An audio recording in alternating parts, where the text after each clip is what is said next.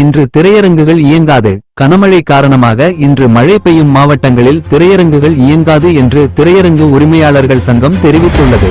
சென்னை, காஞ்சி, செங்கல்பட்டு, திருவள்ளூர் ஆகிய மாவட்டங்களில் திரையரங்குகள் மூடப்படவுள்ளன. மேலும் சென்னையில் நகைக்கடைகள் இன்று இயங்காது என்றும் கூட்டமைப்பு அறிவித்துள்ளது. மக்கள் அத்தியாவசிய தேவையின்றி வேறு எதற்கும் வெளியே செல்ல வேண்டாம் என்று காலை உதயம் செய்திகள் கேட்டுக்கொள்கிறது.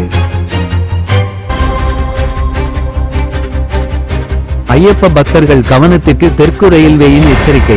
ஐயப்ப பக்தர்களுக்கு தெற்கு ரயில்வேயின் சென்னை கோட்டம் எச்சரிக்கை ஒன்றை விடுத்துள்ளது. பக்தர்கள் ரயில் பயணத்தின் போது ரயிலிலும் ரயில் நிலையங்களிலும் பக்தர்கள் கற்பூரம் ஏற்றுவது தடை செய்யப்பட்டுள்ளது. இது ரயில்வே சட்டம் 1989 பிரிவு 67, 164 மற்றும் 165 அன் கீழ் தண்டனைக்குரியது என்றும் மீறினால் ரூ.1000 வரை அபராதமும் 3 ஆண்டுகள் சிறை தண்டனையும் விதிக்கப்படலாம் என தெரிவித்துள்ளது.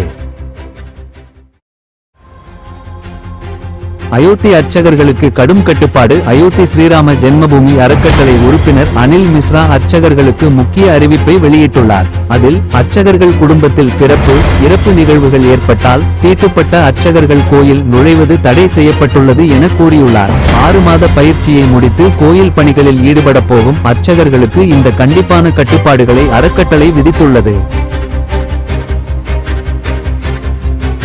போதைப்பொருள் வழக்கில் நடிகரின் மனைவி கைது. போதைப்பொருள் விவகாரத்தில் பிரபல பாலிவுட் நடிகர் அஜாஸ் கானின் மனைவி பாலன் குலிவாலா மும்பையில் கைது செய்யப்பட்டுள்ளார். கடந்த அக்டோபர் 8ஆம் தேதி அஜாஸ் கானின் அலுவலக ஊழியர் சுராஜ் வெளிநாட்டிலிருந்து 100 கிராம் மெஃபெட்ரோன் போதைப்பொருள் வாங்கியிருந்த நிலையில் அவர் கைது செய்யப்பட்டிருந்தார். இந்த விவகாரத்தில் ஃபான் குலிவாலாவுக்கு தொடர்பு இருப்பது போலீசார் விசாரணையில் தெரிய வந்துள்ளதாக கூறப்படுகிறது.